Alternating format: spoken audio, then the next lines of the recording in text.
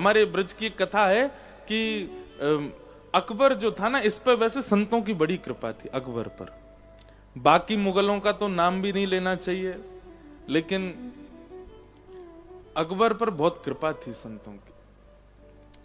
और रिजवार भी था, वो जाता था संतों के दर्शन करने।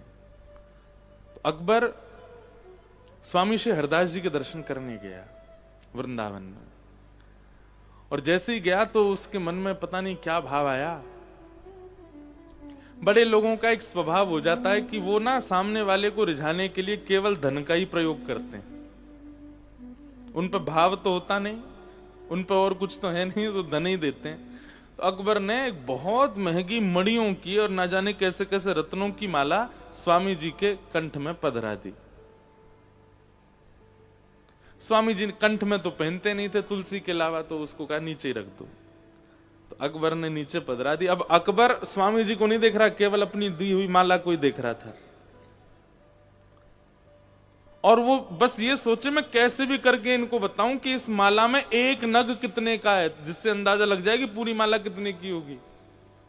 तो अकबर बताता, बोले हमारे वहां यमन देश के एक वो थे, उनके मुकुट का एक मणि जो थी वो सबसे मूल्यवान थी, वैसी मणि पूरे भारत में, पूरे विश्व में कहीं नहीं है। उस मणि का भी श्रेष्ठतम नग है मेरे पास, और वो नग इसमें लगा है माला में।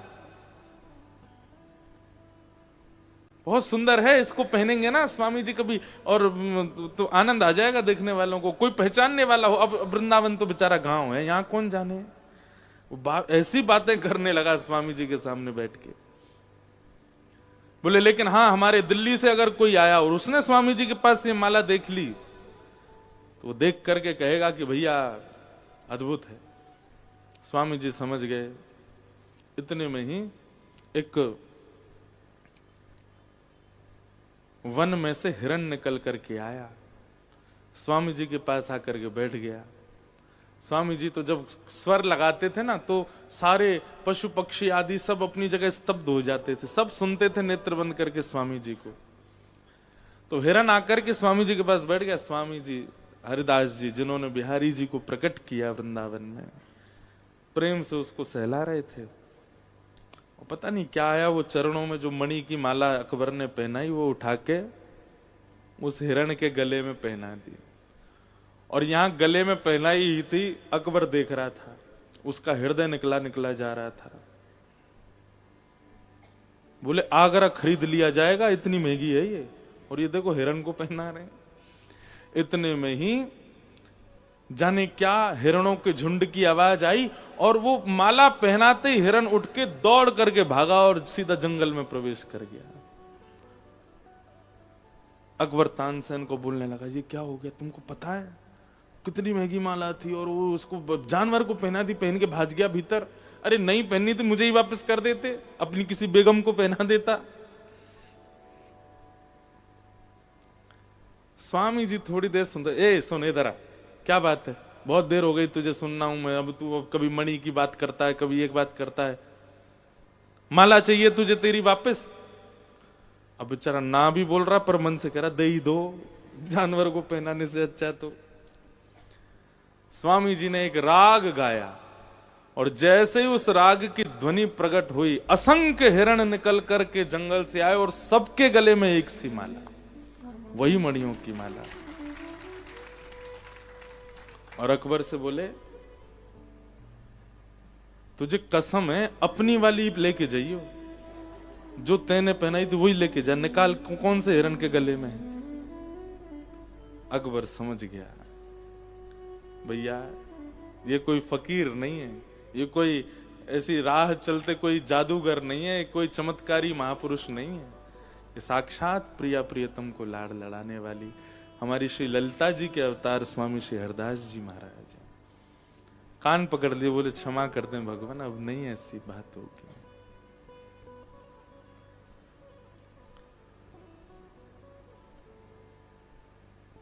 वस्तु या किसी भी प्रकार की कोई बहुमूल्य वस्तु, कृष्ण प्रेमी अगर होगा, उसके लिए वो अगर कृष्ण संबंधी नहीं है तो वो तुच्छ समान है। और क्षमा कीजिए, आपके चित्त में अगर ऐसी भावना अभी तक नहीं आई, और मुझे पता है नहीं ही आई होगी, तो अभी आप ठाकुर जी के प्रेमी हुए नहीं है। ठाकुर जी जीवन में आ जाएंगे तो संग्रह का मन नहीं करेगा। भक्तिमती मीराबाई का जब ब्याह हो गया, तो ब्याह के बाद जब अपने ससुराल गई, तो उनकी ननद ने, वो भाभी आती है तो गेट पर रोकते हैं ना, और फिर नेग मांगते हैं। तो मीराबाई की जो ननद थी वो द्वार पे खड़ी हो गई, और द्वार पे खड़े होकर बोली, भाभी नेग दो, मेड़ता की राजकुमारी हो आप, सामान्य नेग नहीं चाहिए मुझे ऐसा कोई बहुमूल्य वस्तु दो जो विश्व में किसी के पास ना हो, और जो विश्व में सबसे ज्यादा बहुमूल्य हो।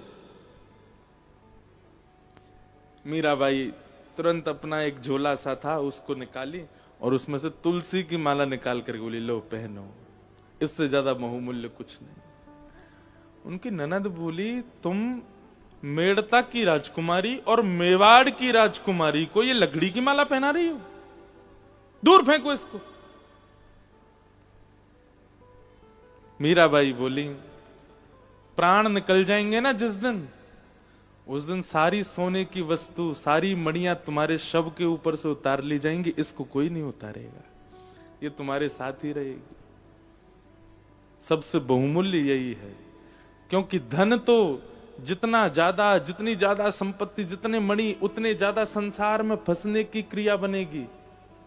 और भैया, रत्न, स्वर्ण, चांदी आदि जो भी बहुव्यंजन हैं, बहु रत्न हैं, इन सबको जल में डाल दो, सब डूब जाते हैं, पर तुलसी जी को डालो, नहीं डूबेंगी। इस बात का प्रमाण है कि संसार रूपी भवाटवी में यदि बचना है तो एक लकड़ी का सहारा तो जीवन में हो, उसके सहारे भवसागर पार हो जाओगे, और वो तुलसी। ऐसी स्थितियां बनने लगेंगी, ठाकुर जी जीवन में आ गए तो आपका संग्रह का मन नहीं होगा। तो नंद बाबा लुटा रहे हैं, और केवल नंद बाबा नहीं लुटा रहे हैं, जितने ब्रजवासी हैं वे सब भी अपनी अपनी अटारियों पर खड़े होकर के वे भी लुटा रहे हैं। भागवत जी वर्णन करती हैं कि सबके चित्त में ऐसा आनंद हुआ कि मानो जैसे हमारे ही लाला भयो है। ठाकुर जी जीवन में आएंगे तो संग्रह नहीं करोगे।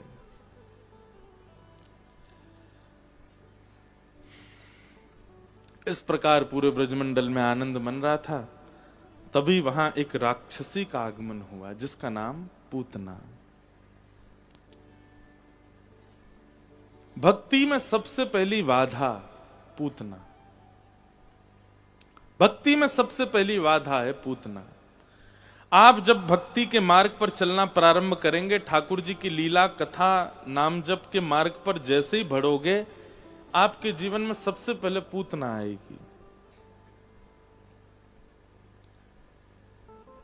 पूतना का स्वरूप क्या है? आप ठाकुर जी के आश्रय में हो, नाम जप करते हो, कथा सुनते हो, संत जनों को प्रणाम करते हो, वैष्णव जनों के आगे सर झुकाते हो, लेकिन इन सब के बीच एक दिन अचानक क्या होगा? आपको वृंदावन पर, अपने गुरु पर, गुरु नाम पर, गुरु निष्ठा पर, भगवत क्रिया पर, भागवत आदि इन सब ग्रंथों पर संशय उत्पन्न होगा। संशय उत्पन्न होगा, और वही संशय पूतना है। आप कथा सुनते हैं नित्य, लेकिन एक दिन अचानक से कुछ ऐसा होगा कि एकांत में बैठे बैठे मन में आएगा कि कहीं ऐसा तो नहीं है कि इसका कोई प्रारूप नहीं है, ये केवल ऐसे ही चली आ रही कथा की परंपरा, और ये सब महाराज जी लोग जो भी बोल देते हैं ऐसा करो वैसा करो, ऐसा तो नहीं कि इसका कोई लाभ नहीं, कहीं हम बहकावे में रखे जा रहे हैं। इस प्रकार की भावना भक्ति मार्ग में अगर आवे तो समझ जाइए वो पूतना है। सबसे पहले पूतना का आक्रमण होगा। पूतना का स्वरूप क्या है? अज्ञान, अविश्वास ठाकुर जी के प्रति। एक बात याद रखिएगा, विश्वास, संबंध और समर्पण, ये तीन आवश्यक हैं भक्ति मार्ग में। यदि ये तीनों नहीं हैं तो आप भक्ति पथिक अपने आप को नहीं कह सकते। सबसे पहला विश्वास ठाकुर जी पे, विश्वास है, भरोसा है। चाहे कैसी भी स्थिति बन जाए, नाथ मेरे साथ है, मुझे विश्वास है। इसका मतलब ये नहीं कि बच्चे ने पढ़ाई नहीं करी और एग्जाम पेपर को हाथ में लेकर ठाकुर जी मेरे साथ हैं, पास तो मैं हो ही जाऊंगा। अपने अधिकार का श्रम कीजिए, अपने कर्तव्य का निर्वहन तो कीजिए, लेकिन विश्वास रखिए ठाकुर जी मेरे साथ हैं। अनुचित उचित जो भी होगा सब मंगल होगा, मैं अपना कर्तव्य निभाता रहूं। वो वाली बात नहीं कि कमरे में पहुंच गए, बाहर से गेट लॉक करवा करके चाबी फेंकवा दी, बोले अगर भगवान हैं तो यहीं कमरे में ही रोटी खवा जाए मुझे। ठाकुर जी आ भी गए होंगे तो गेट से लौट जाएंगे। बोले हाथ दिए, पाम दिए, नाक दिए, आंख दई, कान दियो, जीव दई, बुद्धि दई, कर्तव्य करने के लिए। क्रम करो, कर्तव्य करो, पर मुझ पे विश्वास रखो कि सब मंगल में होगा, पर तुम अपना कर्म मत त्यागो। सब छोड़ करके एकांत में बैठ जाना, ये उस स्थिति की बात है, उस स्थिति में अभी हम नहीं गए हैं।